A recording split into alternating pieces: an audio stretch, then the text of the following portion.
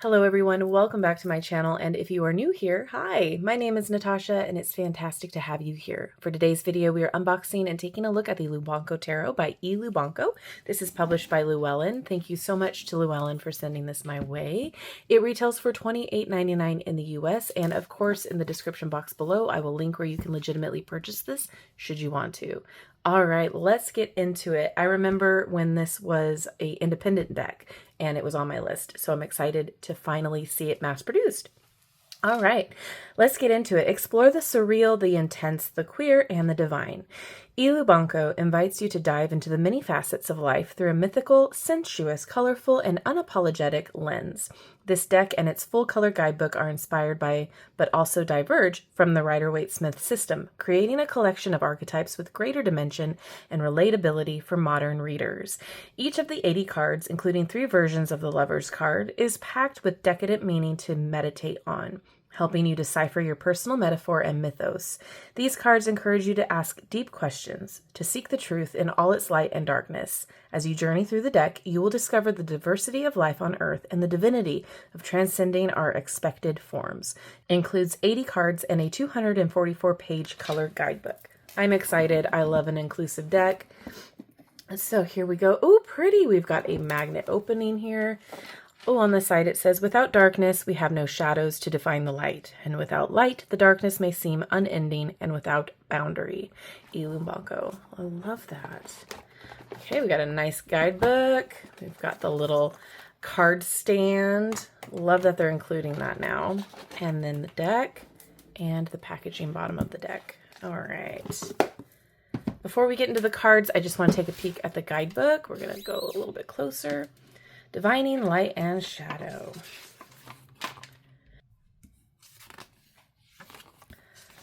All right, table of contents. How to use the deck. Then it goes in the major, minor, with the suits, cups, swords, and pentacles.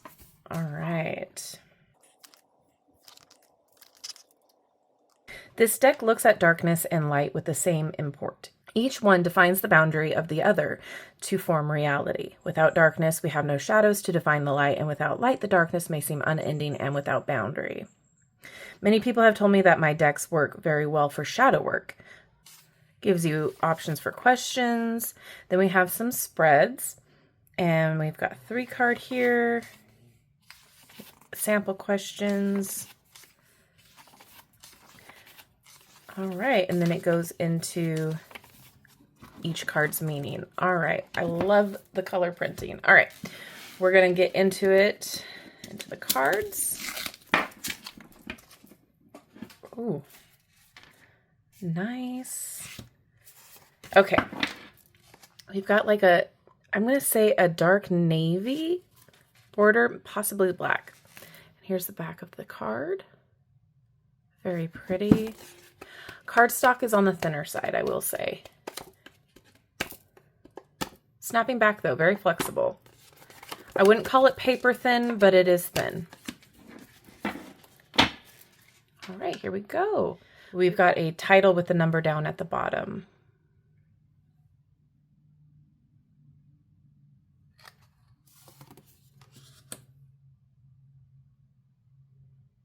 Love the art style. It's different, it's unique, dynamic. Oh, that's gorgeous.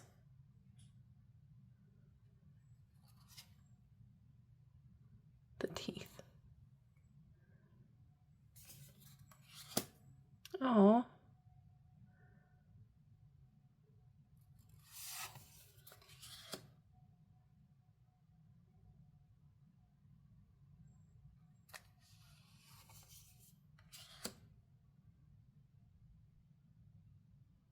Interesting.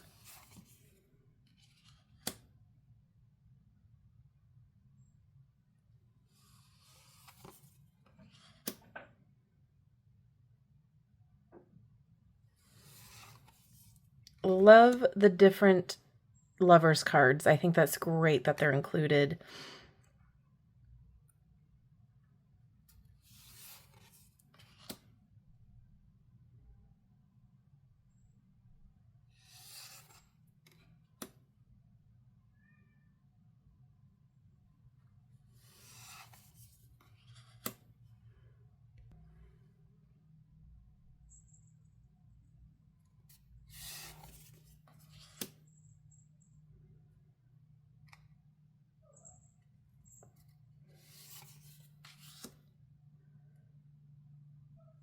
This is just really beautiful.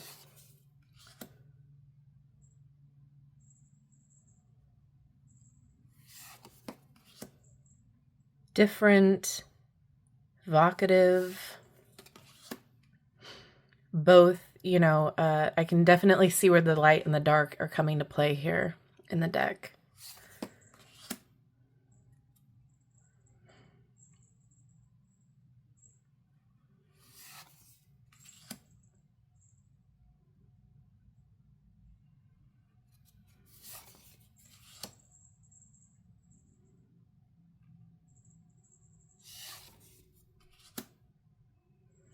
Interesting. Oh. I like the sketchiness of it. It looks really fun and different. That's really cool.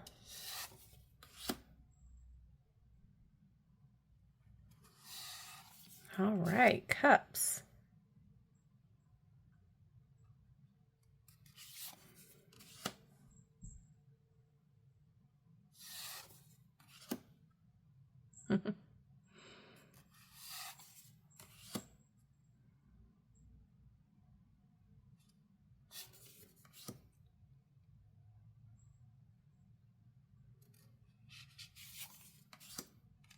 Oh.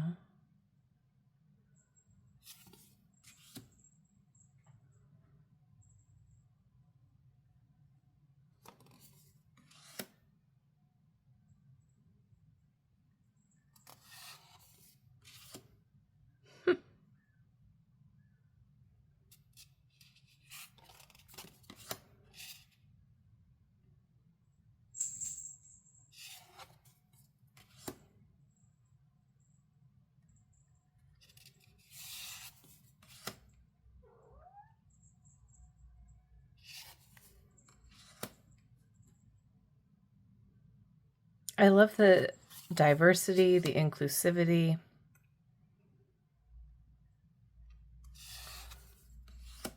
Pentacles. Beautiful. Ooh.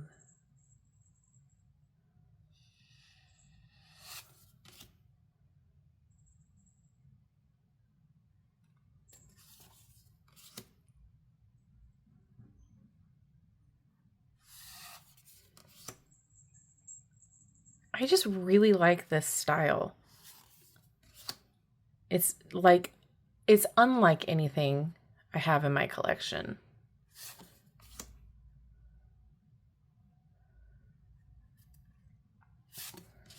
Very refreshing.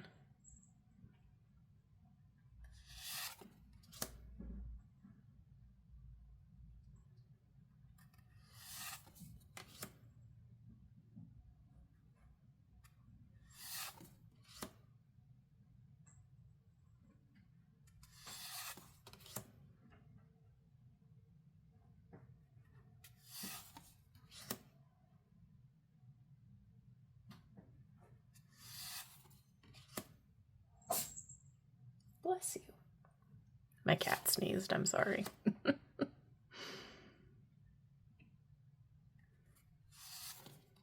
Swords.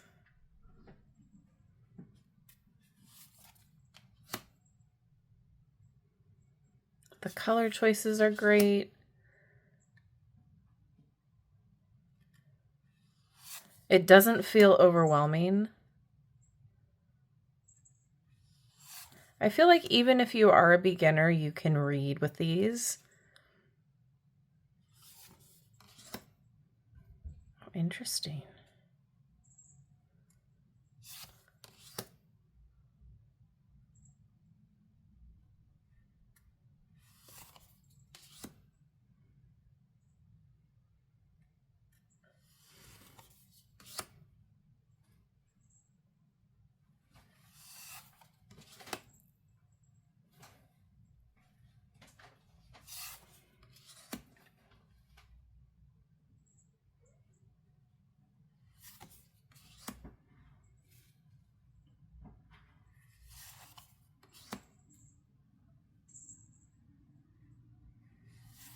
All right, and wands.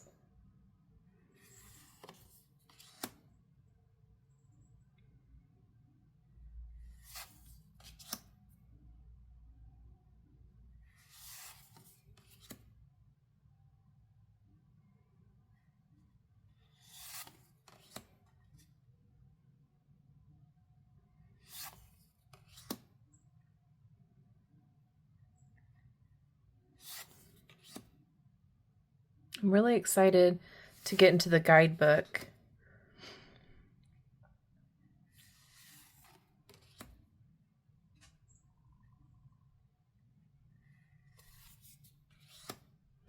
Oh, that's new. I haven't seen something like that before. I like that. Mountain climbing.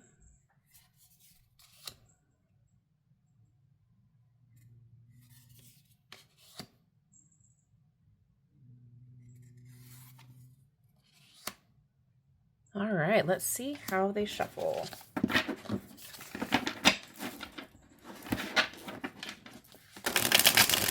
Ooh.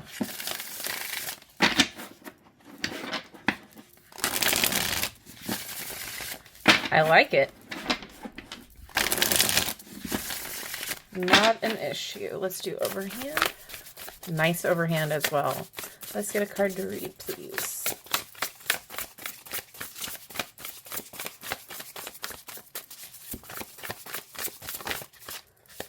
I'm going to read for the Queen of Cups. A reminder of what they look like. All right, so we have a full page printout of the card art. Love that. And then we have the meaning here. It says, shining regally in her underwater domain, the Queen of Cups presents a powerful figure in a well-appointed throne room. Her gaze is knowing, warm, and promises depths beyond the dreams of an amateur, and her creative and emotional wisdom shines true for those who will listen. Divinatory meanings. The Queen of Cups represents a powerful creative force, either from another person or one that has grown powerful in the self. One who is in control of their emotions and depth and able to provide care while still having strong boundaries. They dream and they manifest. They hold true to their art. Sometimes the Queen of Cups speaks to an aspect of emotional mastery that is paid forward to both the self and others, providing warmth and holding it for the self. Awareness of the softer and more raw parts of the self and how to use them to one's happiness. Reversed, envy of others' creative power, an inability to harness that, even as it is built, getting too deep into one's emotional state and overcomplicating matters.